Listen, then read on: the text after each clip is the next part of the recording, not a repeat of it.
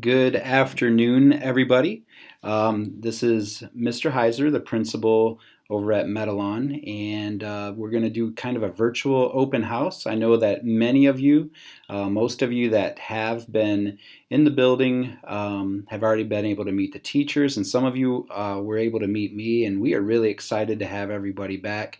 It was really nice to see smiling eyes, and we know that there's a lot of smiles behind those masks, and we're ready to get back to school.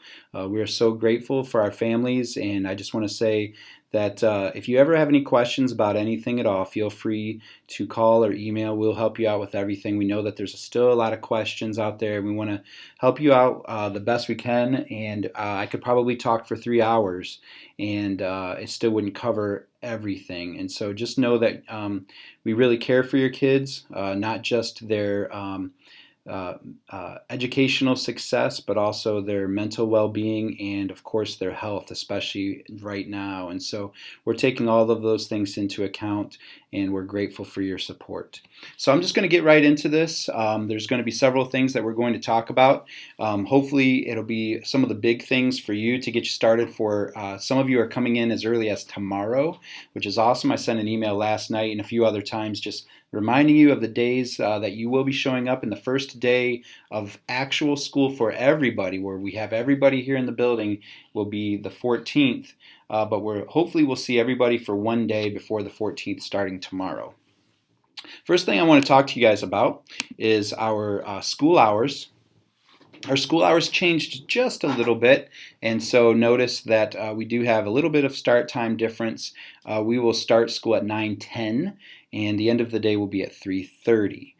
We will open the doors at 8:50 a.m., and I know that says for breakfast, so if you are, we'll talk a little bit more about cost for breakfast, and if you are on free or reduced lunches, you have the ability to still get breakfast here at the school. Our warning bell will ring at 9:05. And the tardy bell will ring at 9:10.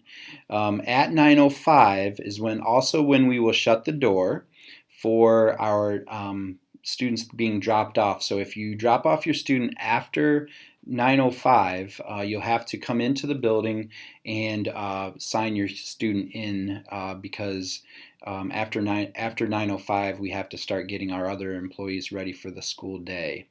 The tardy bell rings at 9:10, and that's when we're expecting all of our students to be in the classroom at the very, very closest that we can get to that.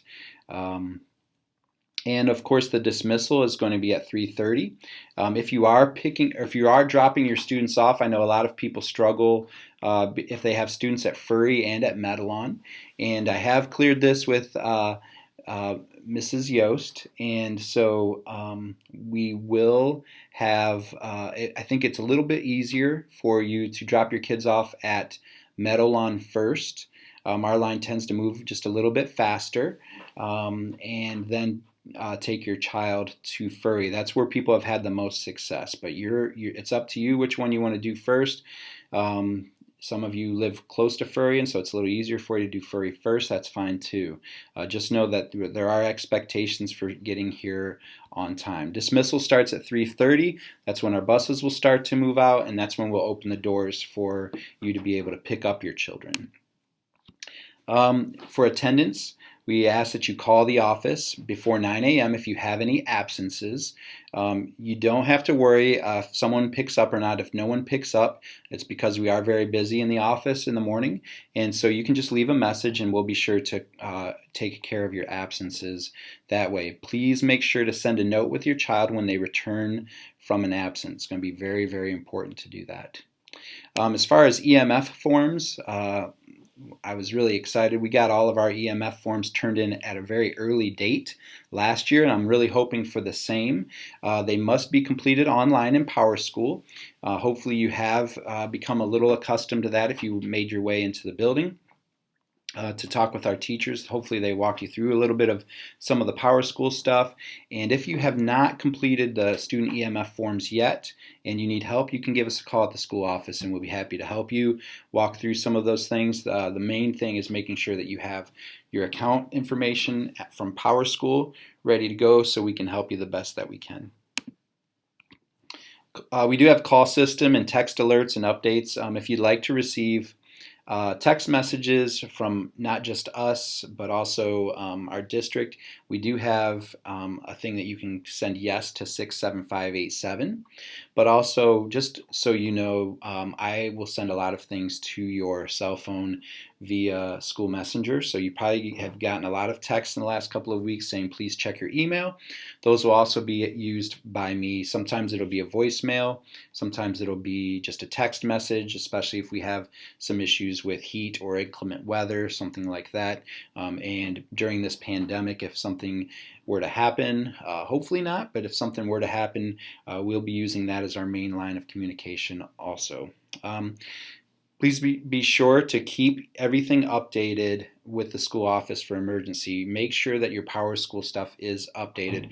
I've gotten a lot of parents that have said, well, I'm not getting your messages, and then we find out that maybe you've changed an email address or a cell phone number. So make sure that your information in Power School is always updated, including your address. It's very important that you have all those things into it. So if you have moved over the summer, make sure to get a change of address form filled out and submitted to the office as well. Okay, now we're going to talk a little bit about pickups and drop-offs. Pickups and drop-offs, the front circle is reserved for bus traffic only. So where our main entrance is, we are not allowing people to pull in to drop off kids. Remember, unless you are tardy, if your child's late, it's after 9:05, please park your car in the parking area and then walk your student into the building, okay? That's reserved for bus traffic only, that circle. So we don't want any cars in there. It can create some issues, and we don't want to slow down our buses for what they have to take care of as well.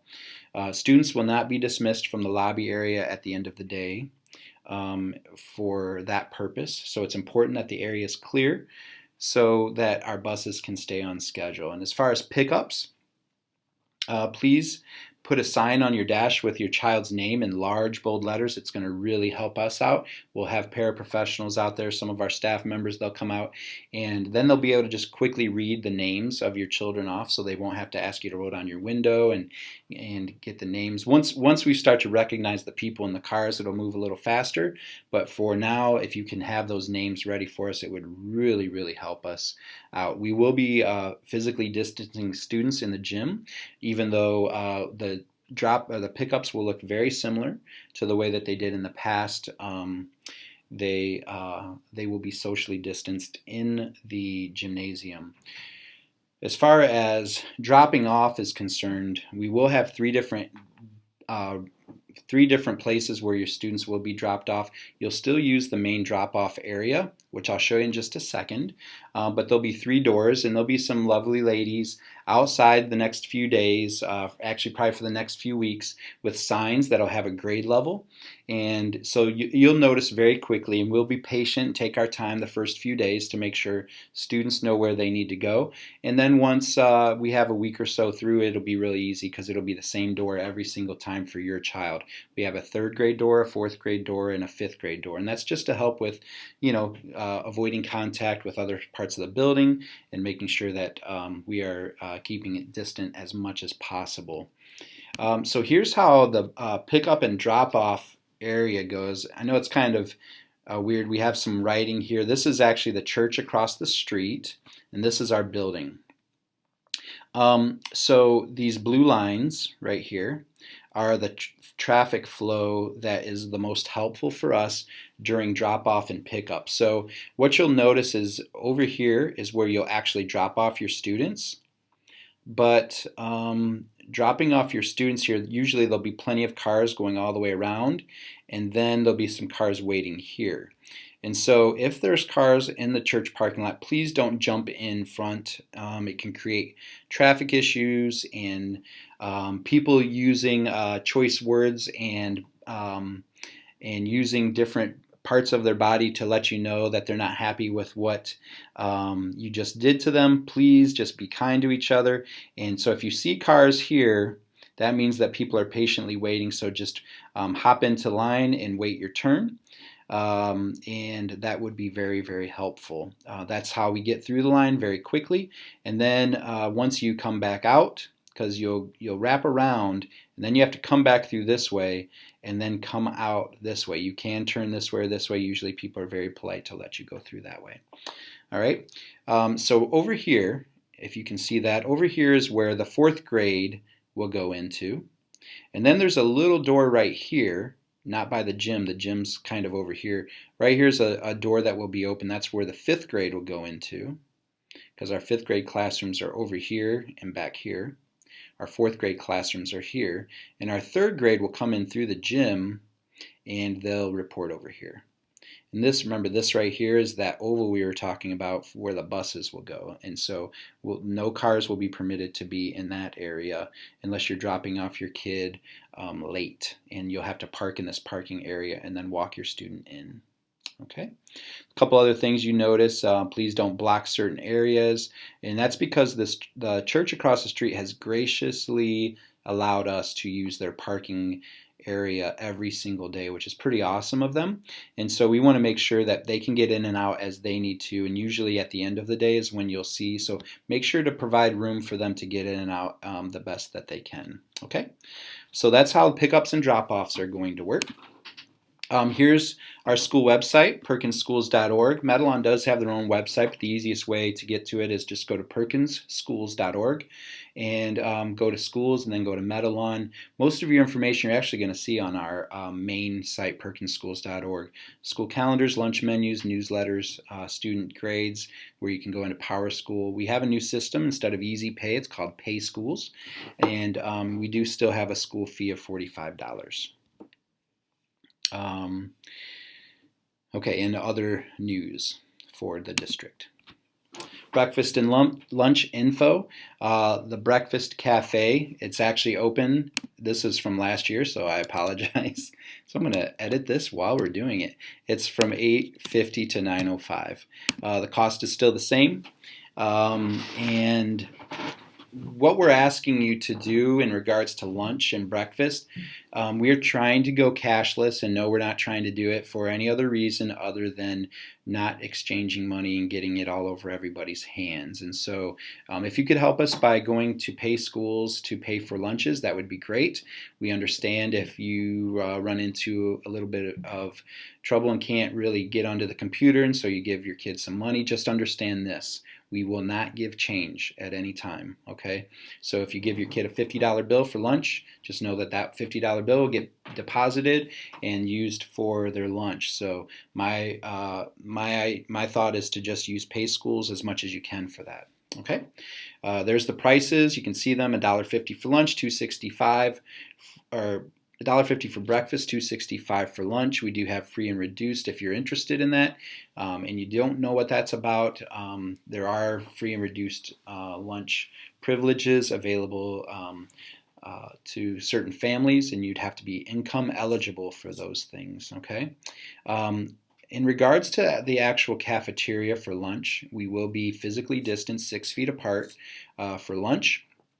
And if we cannot do that for some reason, which currently we can, but if it gets tighter, then we will have physical barriers in between students that are eating if we need to. But right now, we are able to be 6 feet apart without that, which I think is helpful for students to not have those physical barriers necessarily up. So that's where we're at. Now, the rest of what I'm going to talk about is some health stuff that our school nurses have given us. And so I'm going to go over a few things quickly that I think are really important.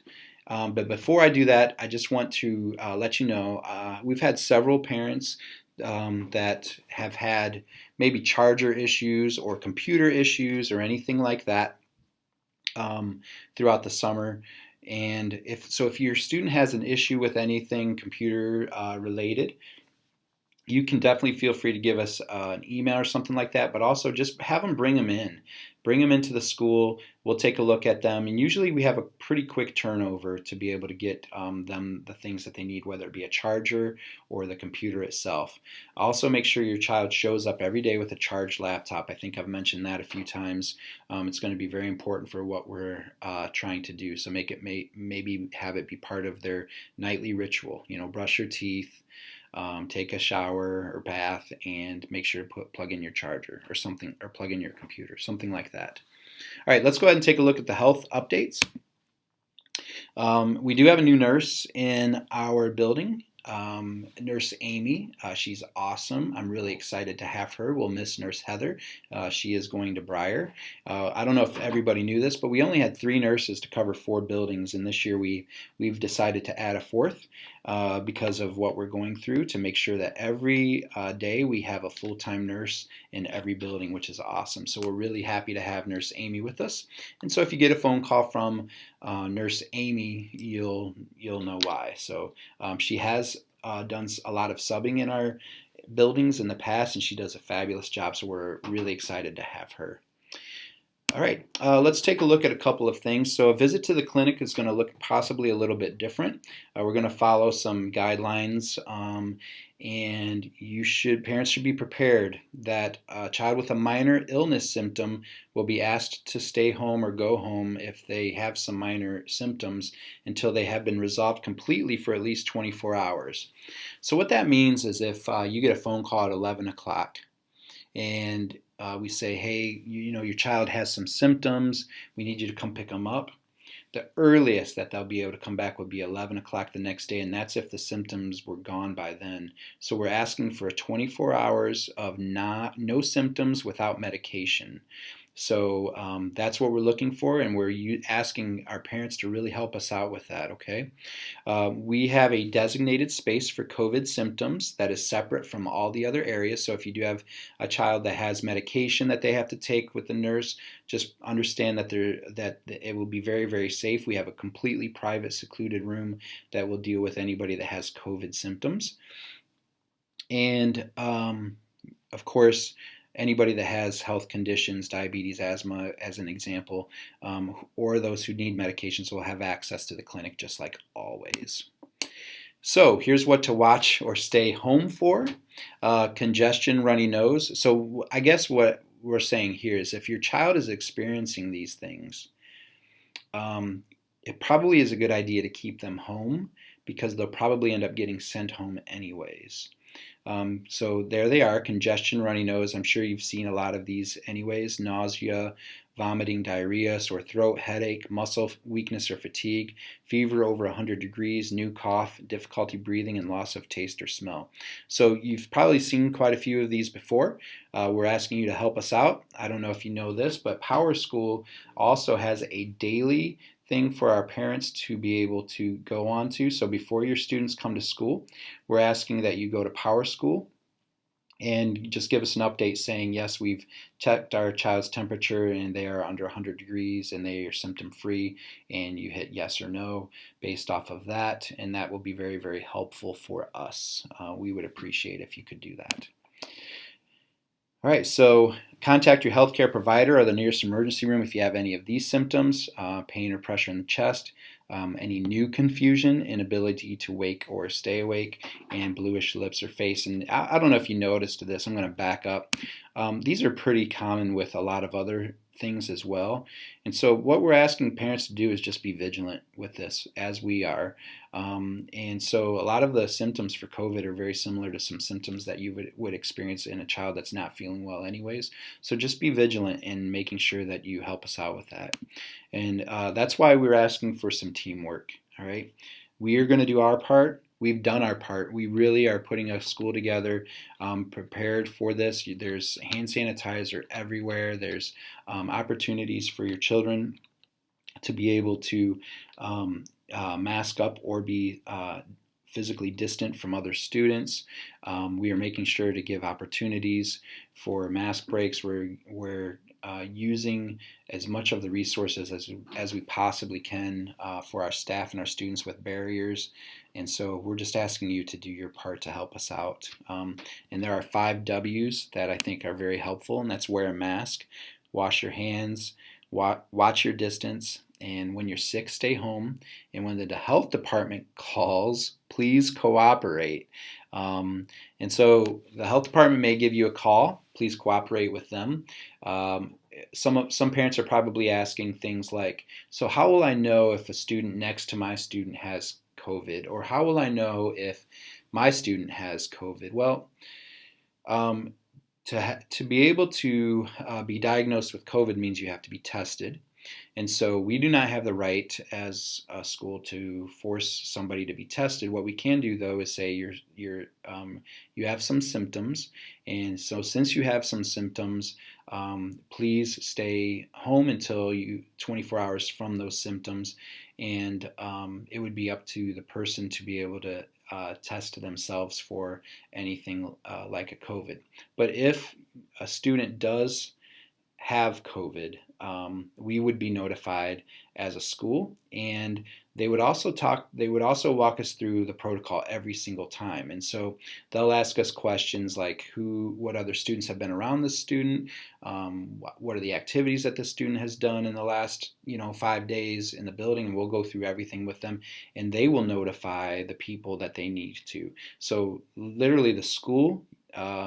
May not even be the place that notifies a parent of another student or anything like that. It will be the actual health department, which is pretty nice.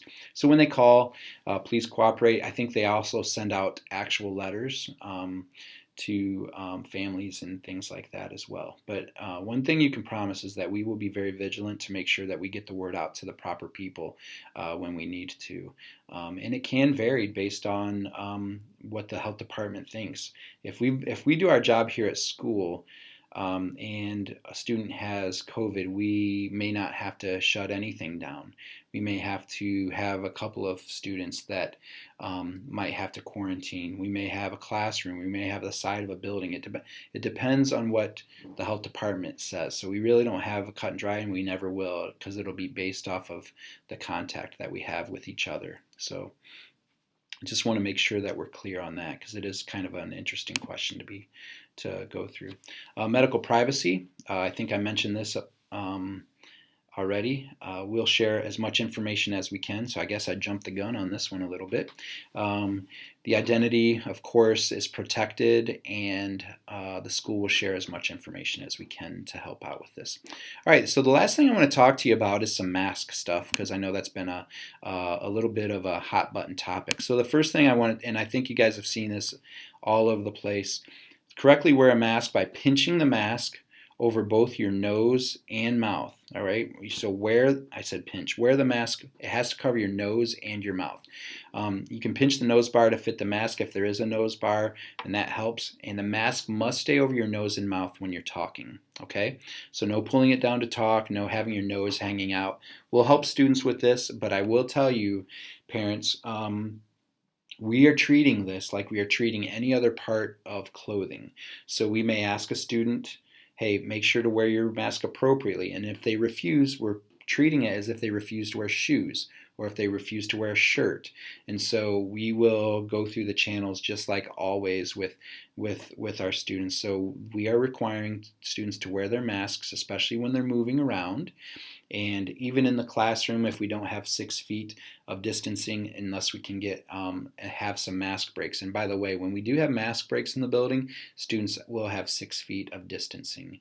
When they are outside, as long as students stay 6 feet apart, they will be able to also have their masks off during recess, and they'll be able to play with things at recess. We're going to be hyper vigilant with sanitizing and making sure that before another group comes out, that we take all the precautions to get prepared for the next group to come out to be able to enjoy themselves as well.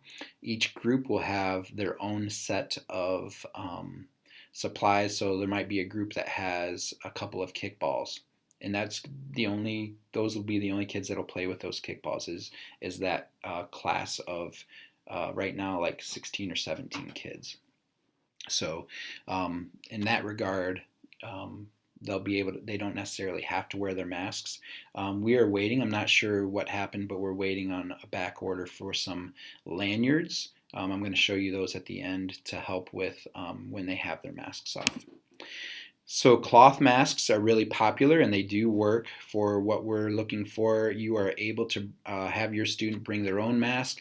We have some available. I've heard that they are kind of small for some of the students in our building. So we have some backup plans for our students, but you are welcome to have your students wear what they normally do. Notice we also have gaiters here. Some parents were asking about gaiters, and gaiters are allowable for now. We have some inconclusive things that show that they are not any less effective than anything else. So here's the rundown for that. You can see. Please make sure to wash them. Change them when they're soiled or wet. If your student only has one mask and they get it dirty or something like that, or it becomes unusable, we have plenty of extra masks that we can let your child use. And I guess Bill Nye has a cool demonstration on the blow test to see if the cloth mask works, and I think it's more of a being able to see if you can blow out a match through your cloth mask, and that's if it's an effective mask or not. Surgical masks will work. They're not intended to be worn more than once, though. Oops, they're not intended to be worn more than once. Masks with exhalation valve or vents, those are not recommended. So if a student shows up with a vented mask, we will simply just give them a different mask, and that's what they'll wear for that day. If they continue to show up to school with that, then we will be calling home and getting parents involved and things like that. Please don't bring those. Okay? Face shields. We're okay if you have a face shield that you would like your child to wear, but that is not a face covering. So they can have it as an additional layer of support, but they would also have to still wear a mask as well. So if they have a face shield, that's fine and dandy, but they must have a face mask to go along with it. And then the mask lanyard, this is something that we've purchased for all of our students. I know this says a breakaway clasp. I'm not sure if the ones that we got ended up having the breakaway clasp, but if not, we still have some nice lanyards for our students to wear, and they'll be able to wear their mask like normal. And then when they take it off, it won't be sitting on a table or anything like that. They'll be able to, or in their pocket when they go out to recess, they'll have it on a lanyard. I'm really, really hoping that they come in tomorrow. They were supposed to actually come in on Wednesday, and so today's Thursday, and they still have not arrived. We've ordered them a couple of weeks ago, and the shipping says that they should be arriving today, and they didn't arrive. So our hope is that we'll get them in very, very soon. Okay. That is all that I have for everybody. I know that I hit on a lot of different things. We appreciate everything, like I said before. We want everybody to stay healthy, and so please help us out in every way that you can. Don't be afraid to ask questions. We are available to help you through anything that you need help with, and I thank you for your time. Have a wonderful, wonderful night, everybody, and go Pirates!